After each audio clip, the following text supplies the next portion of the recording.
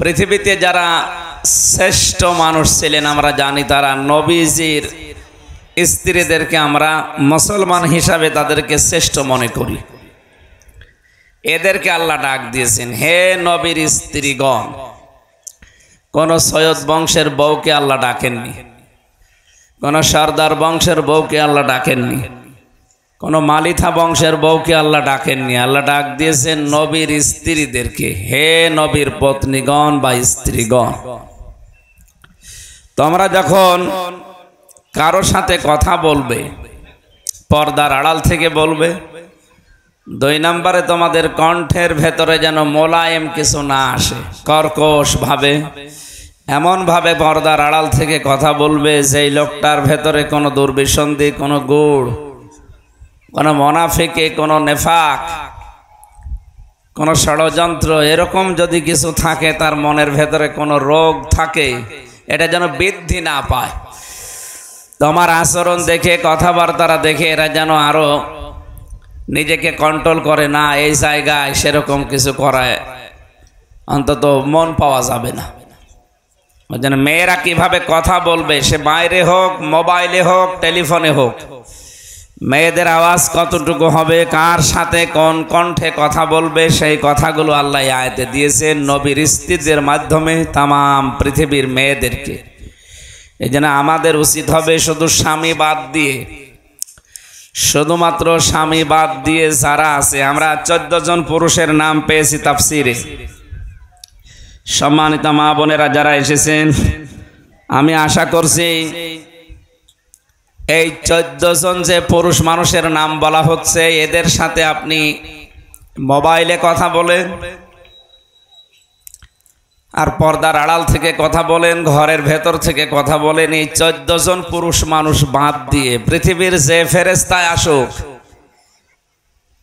এমনকি কাবা শরীফের ইমামও যদি আসে আপনার কাছে, তাও আপনি ওই যে মোলায়েম কণ্ঠ দিয়ে কথা বলতে পারবেন না।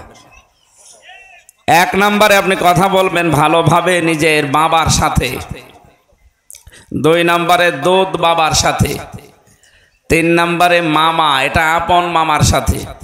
অনেকে এই যে রিক্সা চালক মামা যারা আছে, এদের সাথেও দেখি এমন কণ্ঠে কথা বলে, মামা দেখা যাচ্ছে অ্যাক্সিডেন্ট করে বসে আছে। এই জন্য আপনি কথা বলবেন, মামা বলে ডাকেন, অসুবিধা নেই, কিন্তু মামার ডাকটা হবে কর্কশ ভাষায়, একটু গরম দিয়ে।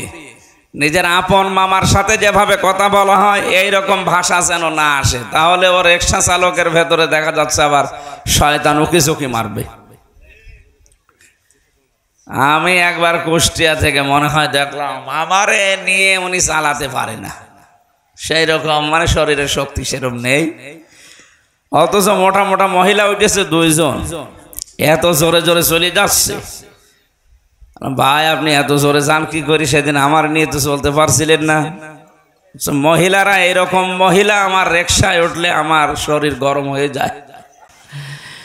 এই জন্য আমরা মনে করছি আপনারা যারা রাস্তাঘাটে আসেন, নিজের মামা বাদ দিয়ে, এটা কিন্তু এই চাচাতো মামা, খালাতো মামা, ফুফুতো মামা, আরো গ্রাম সম্পর্কের মামা, এসব মামাই হবে না, নিজের আপন মামা হওয়া লাগবে, নিজের আপন ভাইয়ের মা।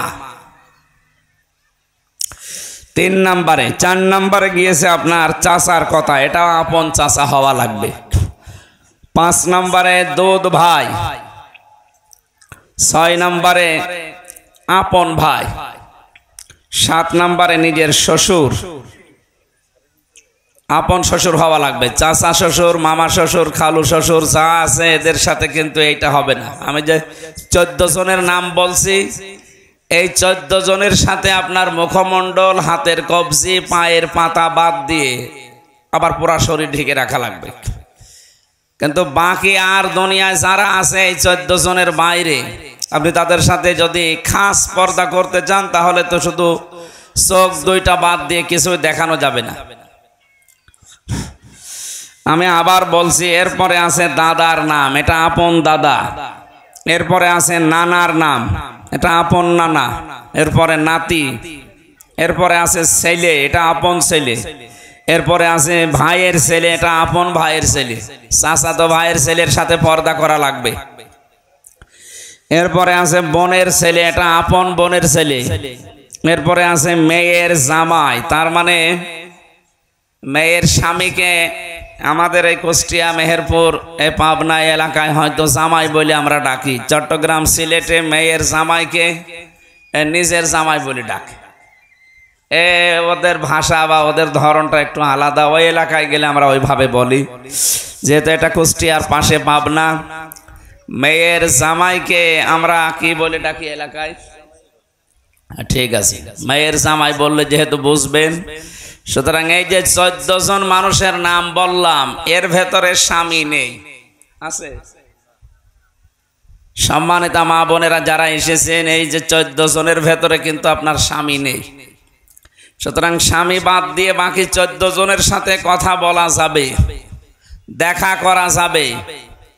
তো 3টা জায়গা খোলা রাখবেন: মুখমণ্ডল, হাতের কবজি, পায়ের পাতা, বাকি শরীর আবার ঢেকে রাখা লাগবে।